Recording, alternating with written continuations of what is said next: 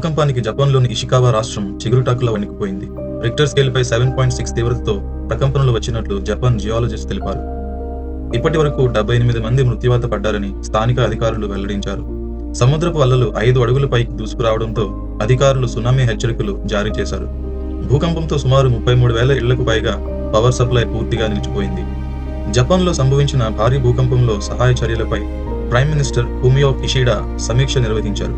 భూకంపంలో తీవ్రమైన నష్టం జరిగిందని, ఆస్తి ప్రాణ నష్టం చోటు చేసుకుందని, చాలా చోట్ల బిల్డింగ్స్ కూలిపోయాయని, భూకంపంతో ఇబ్బందులు పడుతున్న వారికి సహాయక చర్యలు కొనసాగిస్తున్నామని తెలిపారు. కూలిపోయిన భవనాల శిథిలాల్లో చిక్కుకున్న వారిని బయటకు తీసుకురావడానికి రెస్క్యూ టీం సహాయం అందిస్తుందని పేర్కొన్నారు. జపాన్ భారీ భూకంపంతో సోమవారం నుంచి 155 సార్లు భూమి కంపించింది. భారీ భూకంపం వల్ల చాలా చోట్ల బిల్డింగ్స్ అన్ని కూలిపోయాయి. భూకంప తీవ్రతను తెలిపే సీసీటీవీ ఫుటేజ్ వీడియోస్ సోషల్ మీడియాలో వైరల్ గా మారుతున్నాయి. ఇషికావా రాష్ట్రంలో సముద్ర తీర ప్రాంతాల్లో వరుసగా భూ ప్రకంపనలు సంభవించాయి. ఇషికావాలోని నోటో ప్రాంతం నుంచి 300 కిలోమీటర్ల మేర సునామీ అలలు విస్తరించే అవకాశం ఉందని స్థానిక వాతావరణ సంస్థలు అంచనా వేశాయి. భూకంపం వలన ఇళ్లు కంపిస్తున్న దృశ్యాలు సోషల్ మీడియాలో వైరల్ అవుతున్నాయి. భూ ప్రకంపనలతో భయాందోళనకు గురైన జనం ఇళ్ల నుంచి బయటకు పరుగులు తీశారు. భూకంపం రావడానికి కొన్ని గంటల ముందు పక్షులు వింతగా అరవడం, గాలిలో గుంపులుగా ఎగరడం వంటి కొన్ని వీడియో ఫుటేజెస్ సోషల్ మీడియాలో వైరల్ అవుతున్నాయి. ఇషికావా, నైగాటా, టయోమా రాష్ట్రాలకు సునామీ హెచ్చరికలు జారీ అయ్యాయి. జపాన్లో ఇలా తరచుగా భూకంపాలు ఎందుకు సంభవిస్తున్నాయి? జపాన్లో ఉన్న భౌగోళిక పరిస్థితులే కారణమవుతున్నాయా? ప్రశాంతంగా నిద్రపోతున్నప్పుడు, సరదాగా గడుపుతున్నప్పుడు ఉన్నట్టుండి పెద్ద పెద్ద శబ్దాలు వినిపించి ఒక్కసారిగా భూమి ఊగిపోతే ఎలా ఉంటుంది? తలుచుకుంటేనే వెన్నులో వణుకుడుతుంది కదా. కానీ జపాన్ ప్రజలకు ఇదో నిత్యగండం. ఎప్పుడు భూకంపం వస్తుందో తెలియదు. అప్పటి వరకు ప్రశాంతంగా ఉన్న సముద్రం ఒక్కసారిగా ఉప్పొంగిపోతుంది, తీర ప్రాంతాల్ని మింగేస్తుంది. 2011లో జరిగింది కూడా ఇదే. వేలాది మంది అప్పటి భూకంప విపత్తికి బలి అయ్యారు. తరచూ ఇక్కడ భూ ప్రకంపనలు నమోదవుతూనే ఉంటాయి. అందుకే జపాన్ దేశ ప్రజలు ప్రతినిత్యం ప్రాణభయంతో గడుపుతూ ఉంటారు. ప్రపంచమంతా కొత్త సంవత్సర జోష్లో ఉన్న ఈ సమయంలో జపాన్ మాత్రం వణికిపోయింది. రిక్టర్ స్కేల్పై 7.6 తీవ్రతతో భూమి కంపించింది. చాలా చోట్ల రోడ్లకు గేట్లు వారాయి, బిల్డింగ్స్ కూలిపోయాయి, సముద్రపు అలలు ఎగిసిపడ్డాయి. సునామీ హెచ్చరికలు జారీ చేశారు. వేలాది ఇళ్లకు పవర్ సప్లై కట్ అయింది. ఇవన్నీ ఇక్కడ చాలా కామన్ అయిపోయాయి. ఈ క్రమంలోనే అసలు జపాన్లో తరచూ భూకంపాలు ఎందుకు వస్తున్నాయన్న చర్చ మరోసారి జరుగుతుంది. ఈ ప్రశ్నకు ముందుగా వినిపించే సమాధానం ఆ దేశ భౌగోళిక పరిస్థితులు. ఈ ప్రపంచంలోనే ఎక్కువగా భూకంపాలు వచ్చేవి పసిఫిక్ ఓషన్ ప్రాంతంలోనే. దాదాపు 80% భారీ భూకంపాలన్నీ ఇక్కడే నమోదవుతాయి. ఈ తీరంలోనే ఉన్న జపాన్లో తరచూ భూమి కంపిస్తూ ఉంటుంది. భూమి లోపల టెక్టానిక్ ప్లేట్స్ ఉంటాయి. వీటిని భూమి పలకలు అంటారు. Japan Pacific ring of fire region లో ఉంటుంది. ఈ Pacific ring of fire region గుర్రపు డెక్క ఆకారంలో ఉంటుంది. అంటే పసిఫిక్ సముద్రం చుట్టూ రింగ్ లా ఉంటుంది జపాన్. ఇదే భూకంపాలు రావడానికి, అగ్నిపర్వతాలు పేలడానికి చాలా అనువైన ప్రాంతంగా మారింది. ఇక్కడ 3 టెక్టానిక్ ప్లేట్స్ ఉంటాయి. Pacific Ocean, Philippine Sea plate, వీటిపైన పసిఫిక్ ప్లేట్ ఉంటాయి. వీటిని టెక్నికల్ గా కాంటినెంటల్ ఓషనిక్ ప్లేట్స్ గా పిలుస్తారు.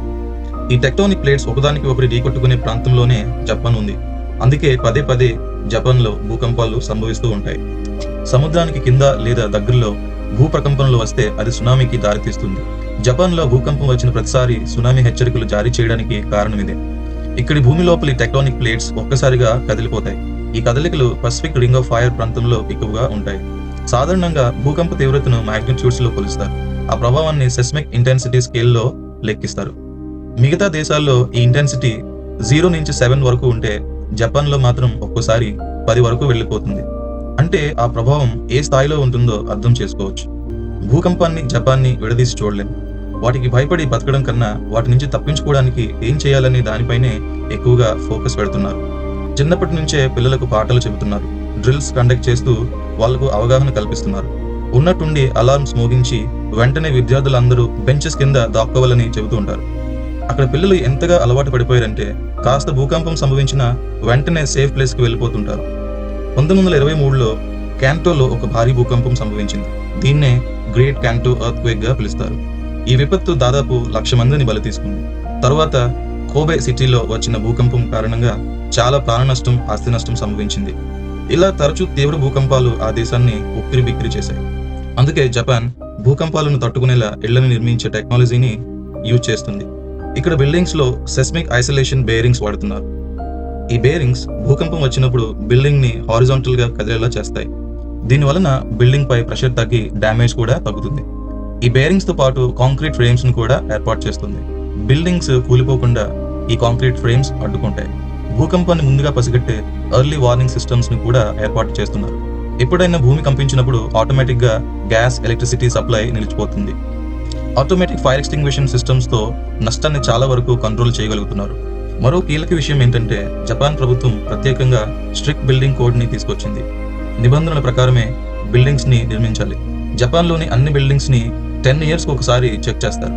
ఏవైనా లోపాలుంటే వెంటనే సరి చేసుకోవాలని ఆదేశాలు ఇస్తారు. ఈ విషయంలో జపాన్ ప్రభుత్వం చాలా ఖచ్చితంగా వ్యవహరిస్తుంది.